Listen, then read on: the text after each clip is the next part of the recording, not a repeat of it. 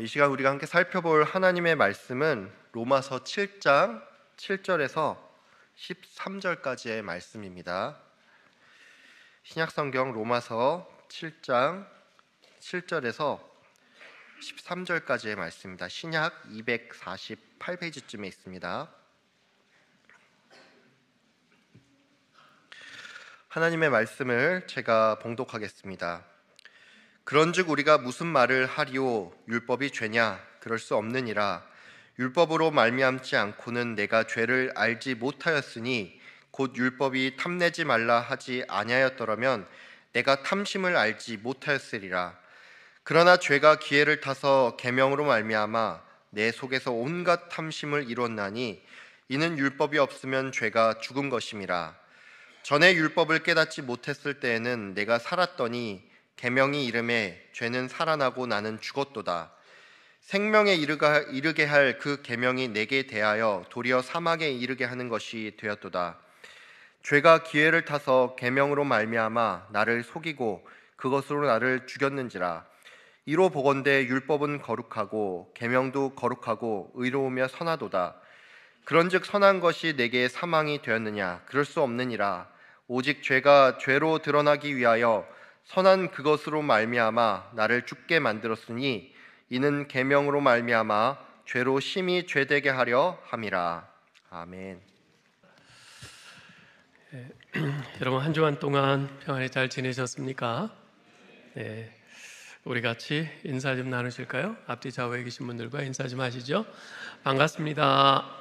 잘 오셨습니다. 주님의 은혜와 평강이 함께 하시기 바랍니다.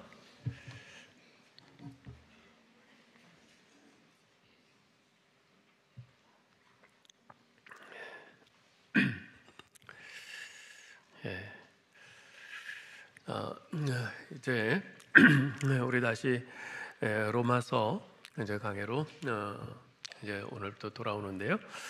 자, 사도 바울은 이제까지 우리가 의롭게 되고 구원을 받는 것은 율법을 지킴으로써가 아니라 예수를 믿음으로써 되는 것임을 계속 강조했습니다. 그럼 바울의 말을 잘 들어보면 율법에 대해서 은연중에 부정적인 생각을 갖게 됩니다. 계속 바울은 말하거든요. 믿음으로 구원받는 것이지 율법으로 구원받는 거 아니다. 은혜로 구원받는 것이지 율법을 행함으로 구원받는 거 아니다. 계속 그렇게 말해요. 그러다 보면 이거 뭐 율법은 뭔가 좀 문제 있나? 좀 부정적인 생각을 갖게 된단 말이죠. 특별히 7장 5절 말씀이 결정적입니다. 한번 읽어볼까요? 우리가 육신에 있을 때에는 율법으로 말미암는 죄의 정욕이 우리 지체 중에 역사하여 우리로 사망을 위하여 열매를 맺게 하였더니, 율법으로 말미암아 죄의 정욕이 일어나고 그 죄의 정욕이 우리의 육신을 통해 행동으로 나타남으로써 결국 우리가 사망의 열매를 맺게 되었다는 겁니다. 게다가 7장 6절에 보면요, 6절에 보면 율법의 조문에 묵은 것으로 하나님을 섬기지 말고 영의 새로운 것으로 하나님을 섬기라고 말을 합니다. 즉 글로 쓰여진 율법이라는 옛 방식으로 하나님을 섬기지 말고 성령께서 지시하시는 새로운 방식으로 하나님을 섬기라는 거죠. 여기서도 율법에 대해서 다분히 부정적으로 말하는 듯한 뉘앙스가 풍깁니다. 근데 사도 바울도 이것이 좀 마음에 걸렸던 것 같아요. 그래서 바울은 독자들에게 율법에 대해 오해하지 않도록, 그렇다면 과연 율법은 나쁜 것인가? 이 질문을 던지고 그에 대한 보충적인 설명을 합니다. 7절 상반절입니다. 읽어볼까요? 그런즉 우리가 무슨 말을 하리요? 율법이 죄냐? 그럴 수 없느니라. 바울은 아주 단호하게 말합니다. 율법은 절대 나쁜 것이 아니다. 율법은 절대 죄가 아니다. 여러분, 우리가 유의해야 할 것은요, 율법과 율법주의를 혼동하지 않는 것입니다. 여러분, 율법과 율법주의의 차이를 아십니까? 둘 중에 어느 것이 선한 것이고 어느 것이 나쁜 것일까요? 율법은 선한 것입니까? 나쁜 것입니까? 자신 있게요? 선한 것. 율법주의는요? 나쁜 것, 그렇죠? 네. 본래 좀 길면 대체로 안 좋은 겁니다. 말도 좀 길면 안 좋잖아요. 네. 율법에다 주의를 붙이면 안 좋은 거예요. 자, 그런데 문제는 종종 우리가 이 둘을 혼동한다는 데 있습니다. 우리나라 옛말에 이런 말이 있죠. 목욕물 버리다가 애까지 함께 버린다. 들어보셨죠? 못 들어보셨어요? 제가 살던 한국에선 많이 썼는데 목욕물 버리다가 애까지 함께 버린다. 우리 권사님 들어보셨죠? 못 들어보셨어요? 이상하다. 아무튼 이런 말이 있습니다. 우리가 흔히 저지르는 잘못이죠. 신앙생활을 하는 데 있어서도 똑같습니다. 우리는 율법주의가 잘못되었다, 율법주의는 나쁜 거다 이러면서 하나님이 주신 율법까지도 내다버리는 이런 실수를 저지른다는 겁니다. 예를 들면 우리가 11조 하면 하나님의 복 주시고 11조 안 하면 복 안 주시고 그러시겠냐? 그렇게 믿는 거는 유치한 거야. 그러면서 아예 11조를 안 하는 겁니다. 그것도 잘못된 것이죠. 율법을 버리는 것은 목욕물을 버리면서 애까지 내버리는 것과 같은 그런 행동입니다. 그러므로 율법과 율법주의를 정확히 구분해야 합니다. 자, 그러면 율법과 율법주의는 어떻게 다를까요? 목적에 있어서 다릅니다. 즉 율법은 그것을 주신 하나님을 목적으로 합니다. 율법의 목적은 하나님이에요. 하나님께서 율법, 하나님의 말씀을 주셨어요. 그럼 그 말씀으로 내 자신을 비춰보고 내가 그 말씀에 미쳐서 잘못한 거 있으면 회개하고, 하나님께서 그 말씀을 통해서 뜻을 보여주셨으면 그 말씀을, 그 뜻을 좇아서 내가 순종하고, 율법의 목적은 하나님이에요. 그것을 주신 하나님이에요. 반면에 율법주의는 율법 그 자체를 목적으로 합니다. 율법 그 자체를 목적으로 해요. 거기 써 있는 대로 했느냐 안 했느냐 그걸 따지는 거죠. 예를 들면 이런 겁니다. 자동차가 다니는 모든 도로에는 속도 제한 규정이 있죠. 이 속도 제한이라는 것은 일종의 법입니다. 이 법의 목적이 뭐죠? 그것은 그 길에서 과도한 속도를 내므로써 사고가 나고 인명 손상되는 것을 방지하기 위한 것입니다. 따라서 도로에서 최대 시속 50km의 속도 제한 표지판을 보았다고 하면 이 길에서는 50km 이상으로 달리면 위험하구나, 속도를 좀 줄여야지, 이러면서 안전 운행을 하는 거죠. 자, 그런데 이런 경우도 있을 겁니다. 요즘은 내비게이션이 아주 잘 발달되어 있어서 몇백 미터 앞에 속도 위반 감시 카메라가 있으니 속도를 줄이라 미리 경고를 해줍니다. 그러면 운전자들은 대체로 감을 잡아요. 그래? 저기 한 500m 앞에 있어? 그러면 한 400m까지는 쌩쌩 달립니다. 그리고 가까이 가서 속도를 탁 줄여서 그 속도 제한에 딱 맞춘단 말이죠. 그러면서 이제 속도 감시 카메라에 적발되지 않고 무사히 통과를 합니다. 그런 경우 그 사람은 그 감시 카메라 앞에 가서 속도 제한법을 지키기는 지켰어요. 그러나 목적은 전혀 다르죠. 이렇게 하면 속도 위반 감시 카메라에 걸리지 않겠지. 바로 이것이 목적이 되고 만 겁니다. 안전운행이 목적이 아니라 속도 제한법에 걸리지 않는 것, 그것이 목적이 되고 만 거예요. 이것이 바로 율법주의입니다. 사도 바울은 로마서 7장을 쓰면서 율법과 율법주의 사이의 구분을 우리에게 정확히 해주고 있습니다. 먼저 1절로 6절에서 바울은 율법주의를 청산할 것을 촉구합니다. 그 내용은 한마디로 이런 겁니다. 율법주의는 틀렸어. 사람이 구원을 얻는 것은 율법에 있지 않고 믿음에 있다. 사람이 율법을 행함으로 구원 얻는 것이 아니라 하나님이 값없이 주시는 은혜로 구원받는 거야. 율법주의를 벗어나야 돼. 여러분, 유대의 율법은요, 전부 뭐뭐 하라 또는 뭐뭐 하지 말라는 규정으로 이루어져 있습니다. 뭐뭐 하라는 규정이 전부 248가지이고요. 뭐뭐 하지 말라는 규정이 전부 365가지. 그래서 도합 613가지의 그런 계명들로 되어 있습니다. 그리고 그 계명들이 또한 수많은 세부 사항으로 갈라져 있죠. 예를 들면 안식일을 거룩히 지키라는 그 계명 안에만 다시 수백 가지의 세부 지침 사항들이 있을 정도입니다. 그 세부 지침 사항 가운데 이런 것이 있어요. 이스라엘에서 유대인들은요, 안식일에 택배 기사가 와서 물건을 배달하려고 띵동 눌러요. 그러면 어떻게 할까요? 문 열고 나가서 받을까요? 안 받습니다. 거기 두고 가세요. 그래요. 왜 그럴까요? 나가서 자기가 손으로 받으면 어떻게 해야 돼요? 그걸 들고 와야 되잖아요. 그러면 그게 일하는 게 되는 거예요. 그래서 절대로 안식일에 택배를 안 받습니다. 거기 두고 가세요. 그래요. 샴마이라고 하는 유대의 유명한 율법학자가 있었는데 이 사람은 얼마나 율법을 철저하게 지켰는지 대속죄일에 금식을 하는데 어른들뿐만 아니라 어린 아이들까지도 전부 금식을 지켜요. 심지어 자기 젖먹이 손자까지도 젖을 안 주고 금식을 지켰어요. 또한 초막절은 어떤 날이에요? 초막을 치고 광야 생활을 기념하는 절기 아니겠어요? 그런데 이 샴마이라는 율법학자는 그 초막절날 자기 딸이 그 출산하느라고 사경을 헤매고 있는데 사경을 헤매는 그 딸 위에다가 초막을 지었어요. 왜? 초막절이라고. 병원 안 데리고 가고. 정말 지독하죠.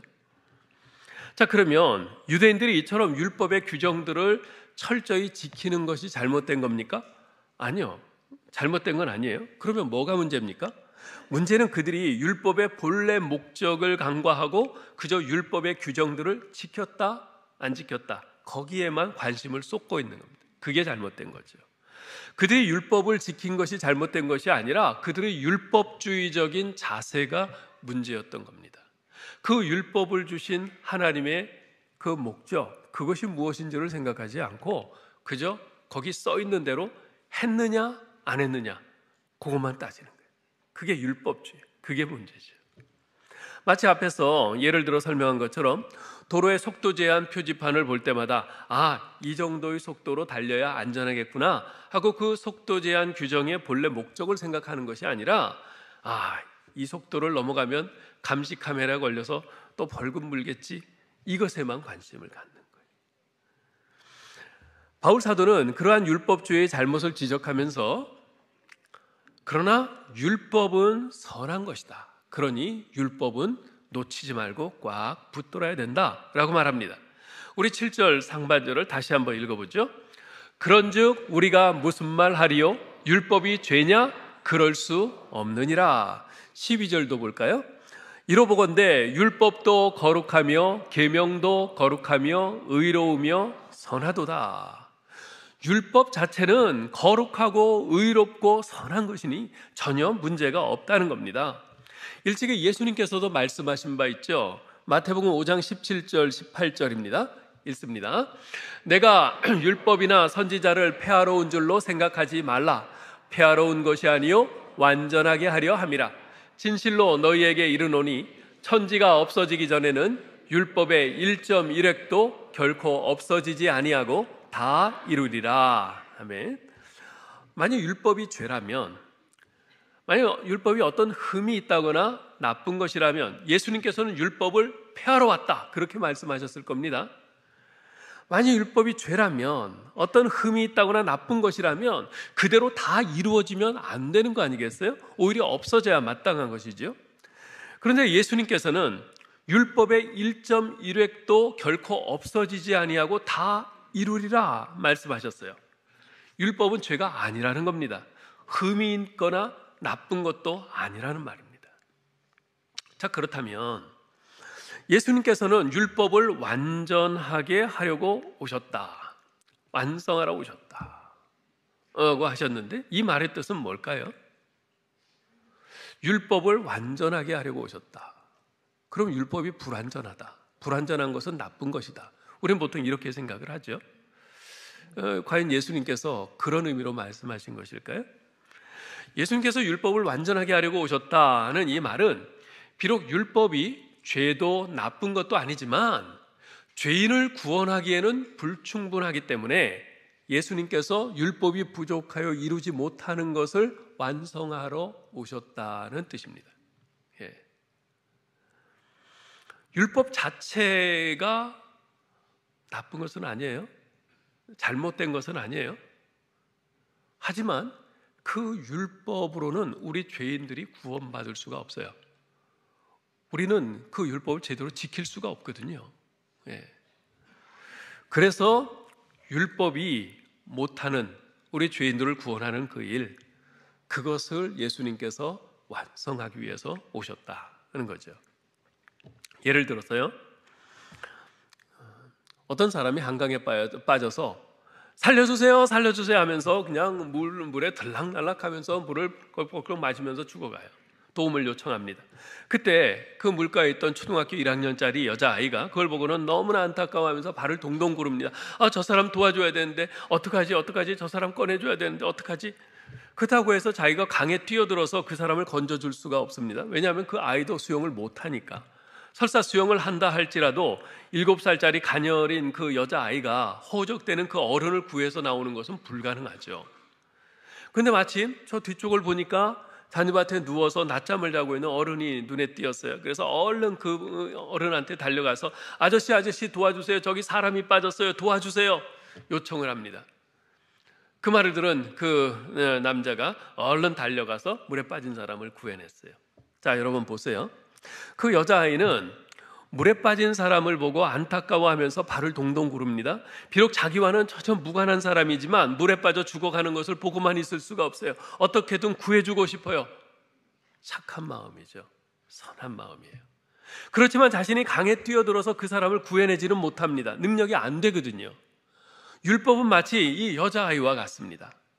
선한 거예요. 그렇지만 죄인을 구원하기에는, 물에 빠져 죽어가는 그 죄인을 구원하기에는 불충분합니다. 능력이 안 됩니다. 이해가 되시죠?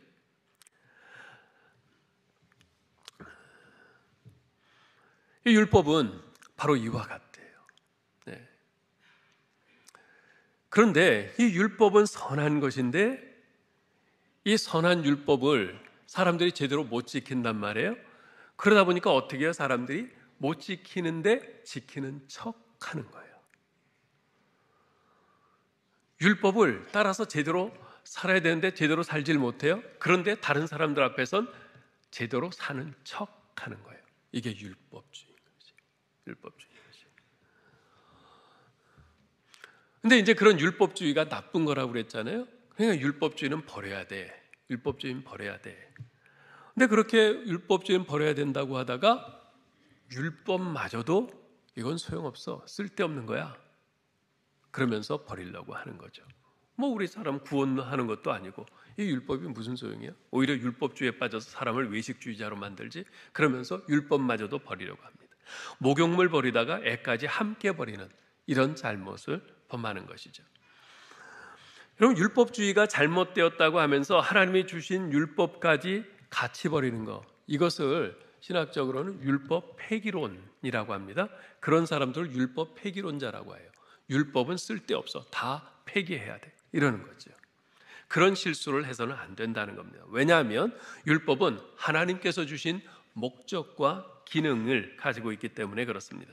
그리고 그 목적과 기능은 그리스도의 은혜로 구원받은 우리 그리스도인들에게도 여전히 유용합니다. 자, 그러면 율법의 목적과 기능이 무엇입니까? 7절 하반절에 보면 율법의 목적에 대해서 이렇게 말씀합니다. 읽어볼까요? 율법으로 말미암지 않고는 내가 죄를 알지 못하였으니 곧 율법이 탐내지 말라 하지 아니하였더라면 내가 탐심을 알지 못하였으리라. 네. 바울은 율법이 없다면 내가 죄를 알지 못하였을 거다라고 말을 합니다. 그럼 바로 이겁니다. 율법이 없다면 우리는 죄가 뭐가 죄인지, 과연 이것이 죄인지 아닌지 알 수가 없습니다. 율법이 있기 때문에 율법이 기준이 되어서 우리에게 이것은 죄다, 이것은 죄가 아니다, 그것을 명확히 알려주는 것이죠. 바울은 그에 대한 예시로서 탐심을 언급합니다. 그 율법이 탐내지 말라 하지 아니하였더라면 내가 탐심을 알지 못하였으리라 그래요. 무슨 말입니까? 여러분, 탐내지 말라, 남의 것을 탐내지 말라, 이것은 10계명에 있는 거죠. 질문하겠습니다. 10계명 중에 제 몇 계명일까요? 10분의 1입니다. 확률. 예? 제 10계명이에요. 제 10계명. 맨 마지막 계명입니다. 자, 그 10계명에 탐내지 말라라는 이 10번째 계명이 없었더라면 우리는 탐심이 죄라는 사실을 알지 못했을 거라는 말입니다. 자, 근데 여기서 한 가지 궁금증이 생겨요. 어째서 바울은 10개나 되는 10계명 중에서 하필이면 10번째 계명을 콕 집어서 언급한 것일까요? 다른 계명을 언급했어도 됐을 텐데 말입니다. 여러분, 그 10계명 중에 제1계명에서 9계명까지 9개 계명하고 마지막 10계명하고는 차이가 있습니다. 아주 확연한 차이가 있어요. 그 차이가 어떤 건지 아십니까? 1계명에서 9계명까지는 모두 외적으로 드러나는 계명입니다. 그렇게 했는지 안 했는지 분명히 보고 알 수 있는 계명이에요. 그런데 마지막 제10계명은 마음에 관한 계명이에요. 행동에 관한 계명이 아니라 마음에 관한 계명이에요. 그래서 제10계명은 했는지 안 했는지 몰라요. 자, 우리 10계명을 같이 한번 읽어보죠. 제1계명, 제2계명,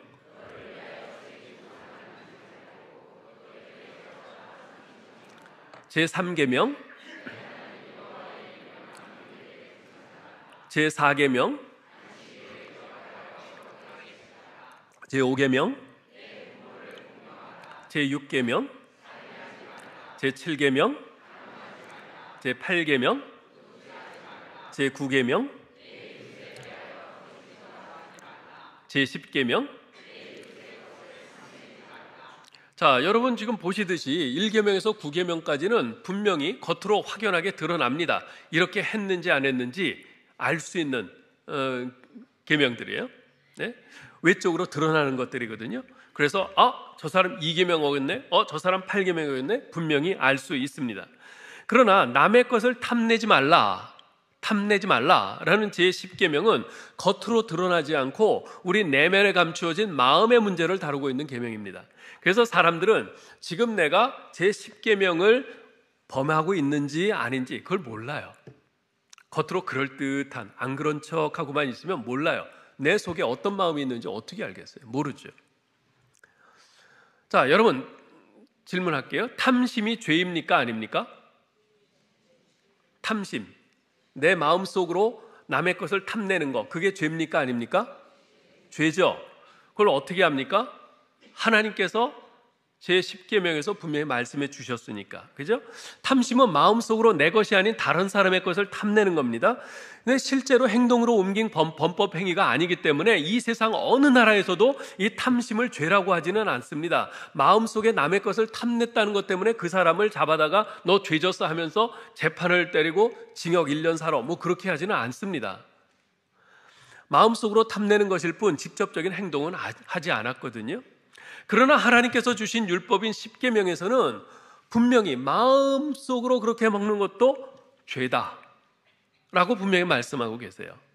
출애굽기 20장 17절에 보면 이렇게 말하죠. 10계명을 내 이웃의 집을 탐내지 말라. 내 이웃의 아내나 그의 남종이나 그의 여종이나 그의 소나 그의 낙이나 물은 내 이웃의 소유를 탐내지 말라. 네 것이 아닌 것은 탐내면 안 된다. 탐내는 것은 죄다라고 분명히 못 박아 주셨어요. 10계명이라는 이 율법이 있기에 우리는 비록 직접적인 행동으로 하지는 않았을지라도 직접적인 행동으로 드러나지는 않았을지라도 마음속에 감추어져 있는 이 탐심도 명백한 죄라는 사실을 깨닫게 되는 거죠. 자, 그런데 이 원리는요 단지 탐심에만 해당되는 것이 아닙니다. 비록 직접적인 행동을 하지 않았다 해도 마음속으로 그런 마음을 품었다면 그것은 그 계명을 어긴 것이다 라고 하는 이 원리는 제1계명부터 제9계명까지의 모든 계명에도 그대로 적용이 되는 겁니다. 일례로 제2계명을 한번 생각해 보죠. 제2계명이 뭐예요? 너는 우상을 만들어 그것들에게 절하거나 섬기지 말라 하는 것이에요.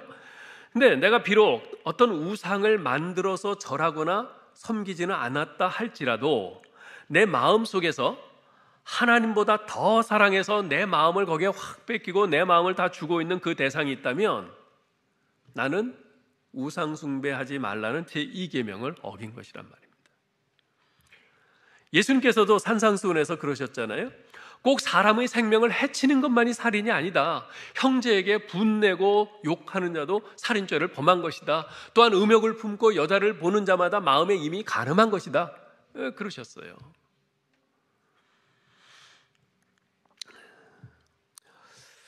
이처럼 만일 율법이 없었다면 우리는 죄를 죄로 인식하거나 깨달을 수가 없었을 겁니다.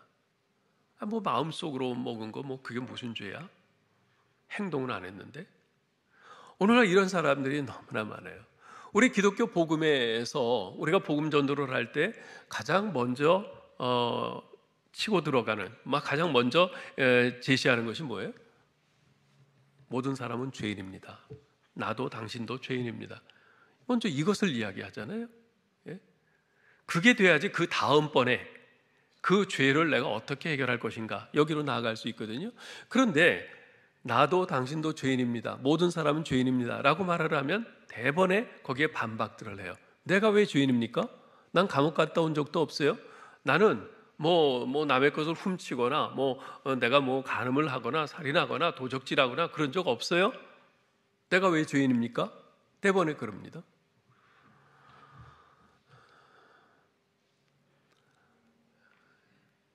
그러나 우리 하나님의 말씀이, 하나님의 율법이 아니다. 내가 겉의 행동은 그렇게 범법적인 그런 행동은 외적으로 하지 않았을지라도 내 마음에 그런 마음을 품고 있다면 그것은 죄다. 분명히 말씀하고 있어요. 우리가 죄를 죄로 인식하지 못하면 내 자신이 죄인이라는 사실도 깨닫지 못합니다. 내 자신이 죄인임을 깨닫지 못한다면 구원의 필요성도 당연히 못 느끼죠. 구원의 필요성을 못 느낀다면 구원자이신 예수 그리스도에게 아무런 관심도 없는 것은 너무나 당연하고요. 자, 그런데 율법에 내 자신을 비추어 볼 때 우리는 스스로 내가 죄인임을 깨닫게 됩니다. 왜냐하면 율법은 무엇이 죄인지, 어떤 사람이 죄인인지를 분명히 밝혀주고 있기 때문입니다. 사실 하나님께서 율법을 주신 것은 사람들에게 그들이 얼마나 선할 수 있는지가 아니라 얼마나 선할 수 없는지를 보여주기 위해서 율법을 주신 겁니다. 이건 대단히 중요한 말씀이에요. 하나님께서 율법을 주신 것은 사람들에게 그들이 얼마나 선할 수 있는지가 아니라 얼마나 선할 수 없는지를 보여주기 위해서요. 율법은 하나님의 기준입니다. 하나님의 기준이에요. 예?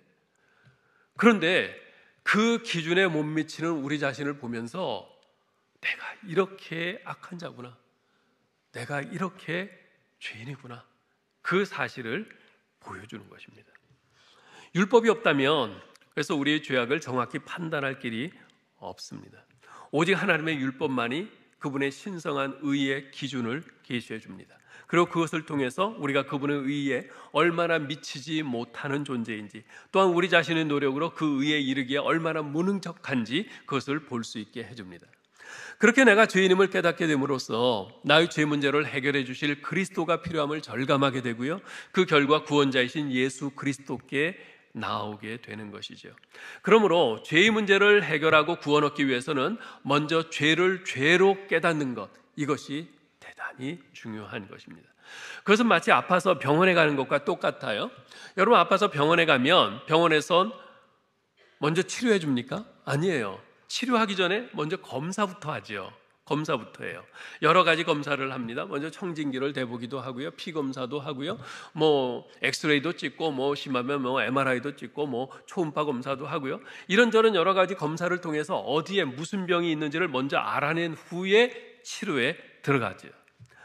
병원이 궁극적으로 목적으로 삼고 있는 게 뭡니까? 치료입니다. 치료예요. 치료해 주는 거예요. 그럼에도 불구하고 환자가 오면 먼저 치료하는 것이 아니라 먼저 검사를 합니다. 검사를 통해서 병을 정확히 깨달아야만 정확한 치료가 가능하기 때문이죠. 우리의 죄를 치료하고 구원을 얻는 데 있어서도 마찬가지입니다. 우리의 죄를 해결하기 위해서 먼저 중요한 것은 자기 죄를 깨닫고 자신이 죄인임을 인정하는 것인데, 그와 같은 역할을 할 수 있도록 하나님께서 우리에게 율법을 주신 것입니다. 율법이 바로 그 역할을 하는 거예요.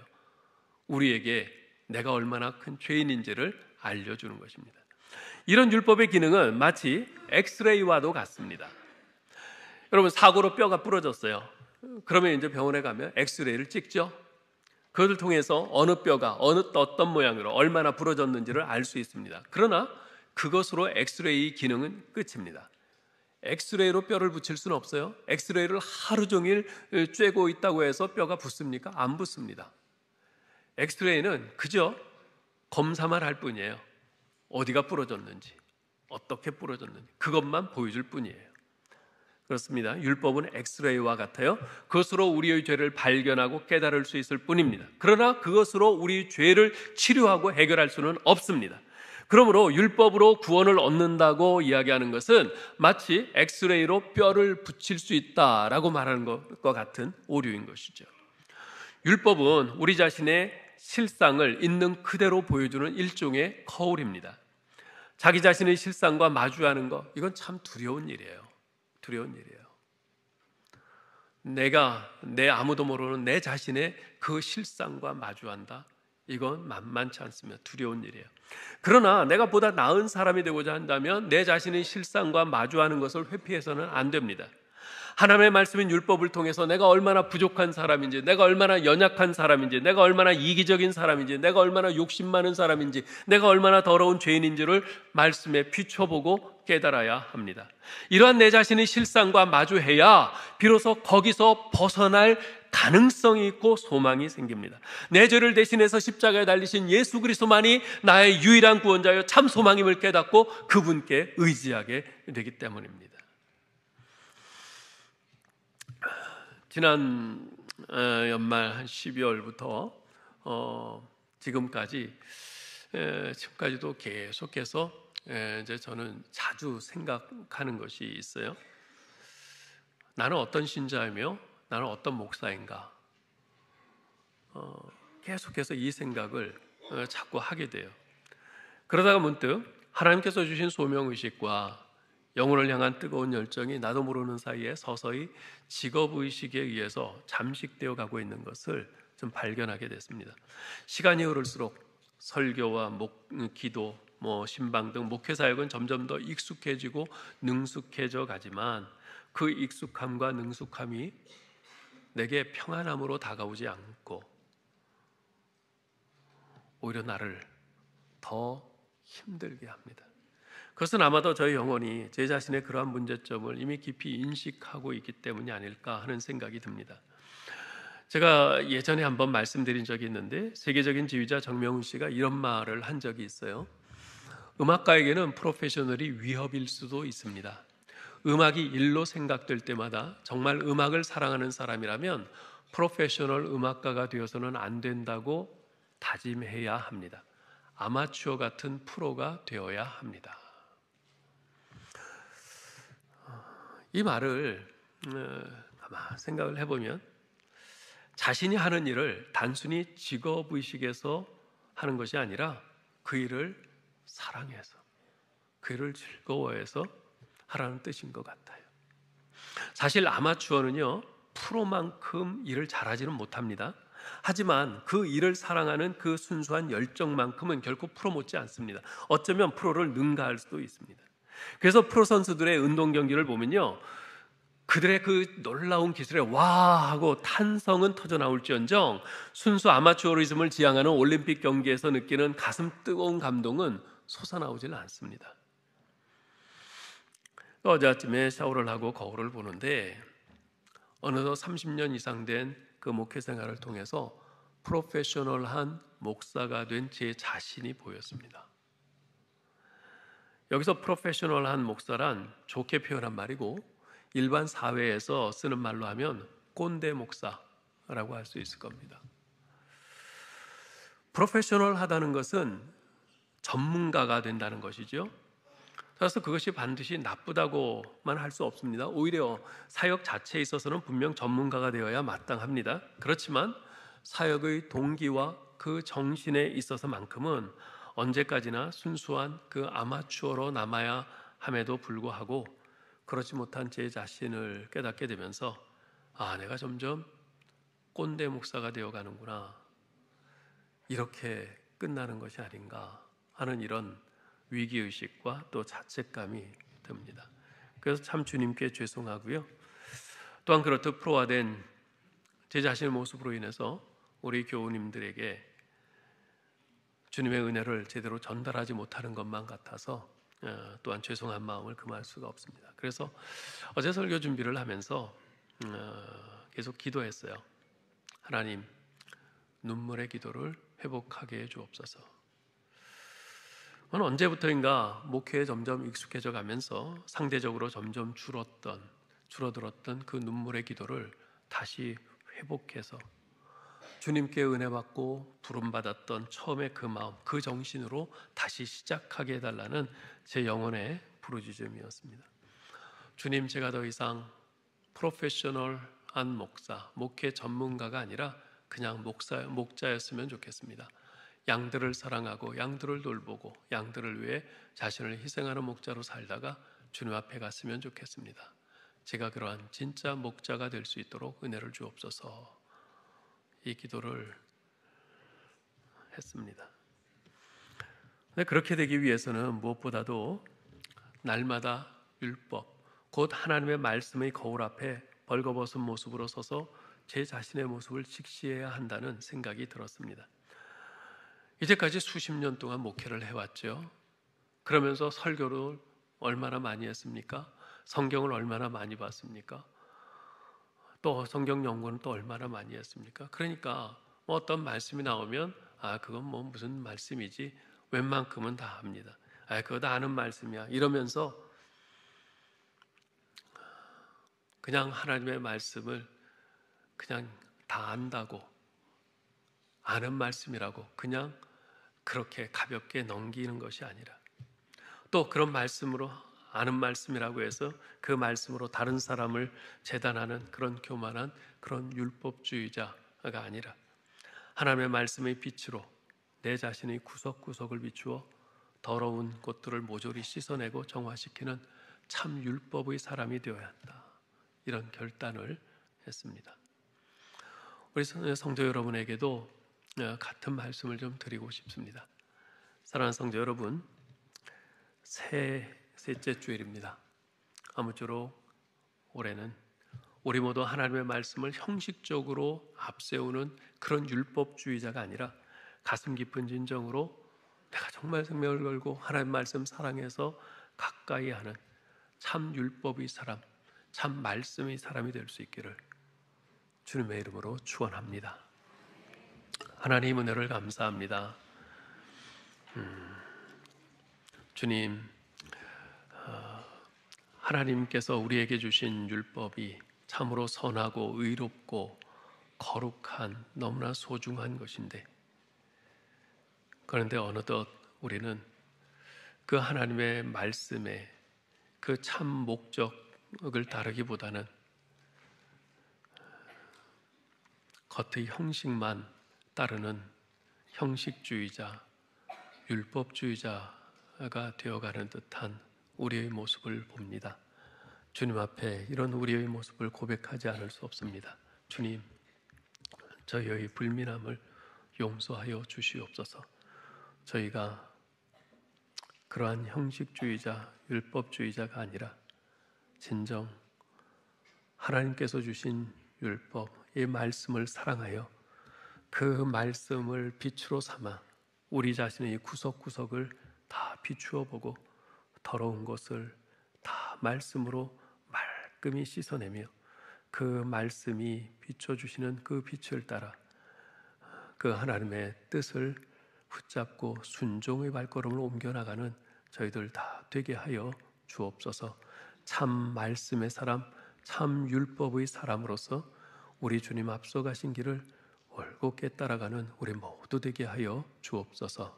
우리 주 예수 그리스도의 이름으로 기도하옵나이다. 아멘.